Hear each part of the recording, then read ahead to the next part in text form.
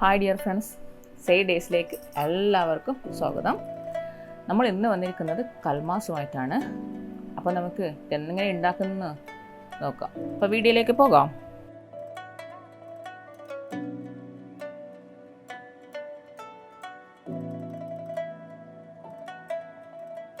ഇപ്പോൾ ഞാനൊരു പാത്രം അടുപ്പത്ത് വെച്ചിട്ടുണ്ട്.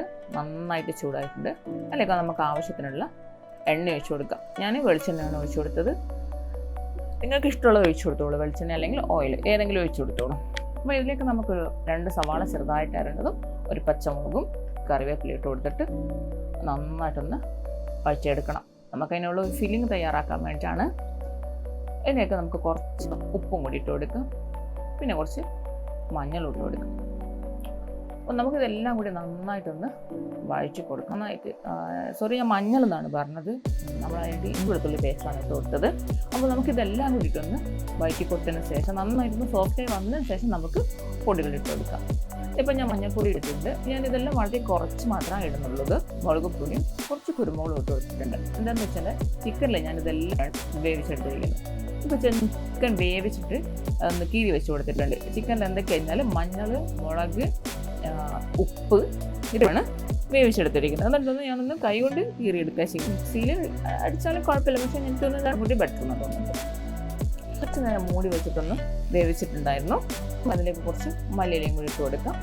നമ്മൾ ഈ ചിക്കൻ്റെ ഫില്ലിങ്ങൊക്കെ കുറേ പ്രാവശ്യം ഉണ്ടാക്കിയിട്ടുണ്ട്. എന്നാലും ഞാനൊക്കെ ഒന്നും കൂടി കാണാൻ വേണ്ടിയിട്ടാണ് ഉണ്ടാക്കിയത്.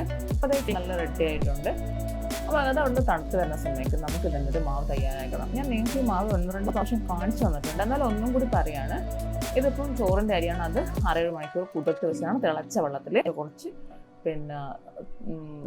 ഉള്ളിയും സവാളയാണ്. ഇതിനകത്ത് കുറച്ച് തേങ്ങയൊക്കെ ഇട്ട് കൊടുത്തിട്ട് അതിനകത്ത് നമ്മുടെ വലിയ ജീരകം ഇല്ലേ, അതും കൂടി നമുക്ക് ഇതിലേക്ക് ഇട്ട് കൊടുക്കണം.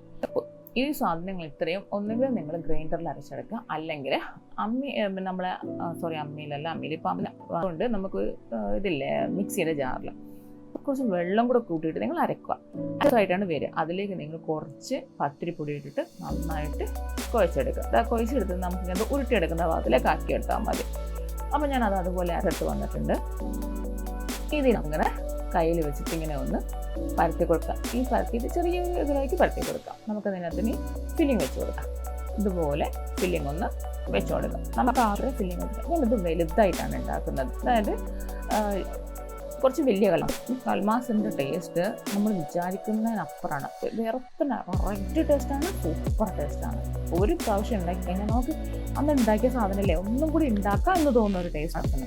നമ്മൾ തട്ടുകടയിൽ, അതായത് തലശ്ശേരി കണ്ണൂർ കടയിൽ ഇത് കണ്ടോ, ഇതേ ഒരു ഷേപ്പിൽ, ഒരു ഉന്നക്കായൻ്റെ ഷേപ്പിൽ. ഇതാണ് ശരിക്കും കൽമാസിൻ്റെ ഷേപ്പ്.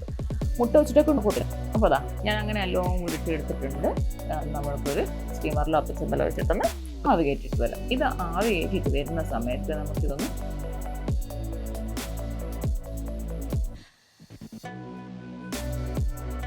പൊരിക്കാൻ വേണ്ടിയിട്ട് കുറച്ച് മുളകൊക്കെ. അപ്പോൾ ഞാനൊരു ബൗളിൽ കുറച്ച് മുളക്, അതിൽ കുറച്ച് ഉപ്പ് ഇട്ട് കൊടുത്തിട്ടുണ്ട്.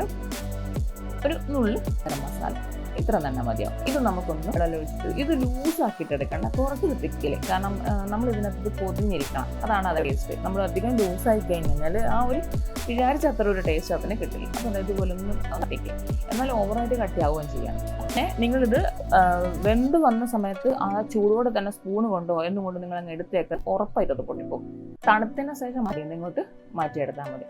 എന്നിട്ട് നമുക്ക് ഇതുപോലെ ഒരു പാനാട്ട വെച്ചിട്ട് അതിൽ കുറച്ച് എണ്ണ ഒഴിച്ച് കൊടുക്കുക. ഇതിപ്പോൾ ഞാൻ ഓയിലാണ് ഒഴിച്ച് കൊടുത്തെടുക്കുന്നത്.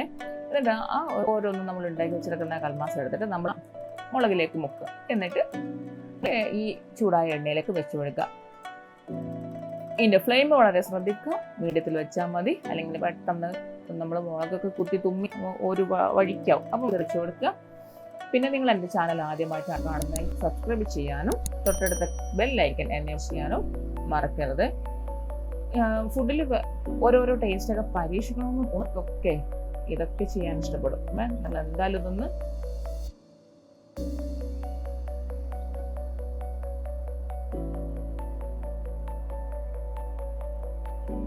ചെയ്തൊക്കെ തെങ്ങുന്നുണ്ട്. ഓരോ സൈഡിൽ നമ്മളിതിൻ്റെ 4 ഭാഗവും തിരിച്ചും മറിച്ചൊക്കെ ഇട്ട് കൊടുക്കണം. കാരണം എല്ലാ ഭാഗവും ഇതുപോലെ നമ്മൾ ഫ്രൈ ആയി. നമ്മൾ മീനൊക്കെ ഇങ്ങനെ ഫ്രൈ ആയത് ചിക്കനും മീനൊക്കെ പോലെ തിരിച്ച് വെച്ചിട്ട് മറിച്ച് വെച്ചിട്ട് ഓരോ സൈഡും ആദ്യമായിട്ട് അതേപോലെ തന്നെ അതേപോലെ എല്ലാ ഭാഗത്ത് ഫ്രൈ ചെയ്തിട്ട് എടുക്കുക. ഇപ്പം അതാ എല്ലാം ഞാൻ ഫ്രൈ ചെയ്തെടുത്തിട്ട് ഇതിൻ്റെ ഫില്ലിംഗ് ഒന്ന് പൊട്ടിച്ച് നല്ല സോഫ്റ്റാണ് ഈ സാധനം. നമ്മൾ ഇത് കത്തിക്കാൻ നല്ല സോഫ്റ്റാണ്. കണ്ടോ ഫില്ലിങ് ഫുള്ളായിട്ട് അടിപൊളി ടേസ്റ്റാണ്. അപ്പോൾ എല്ലാവരും ട്രൈ ചെയ്ത് നോക്കുക. Thanks for watching. ബൈ.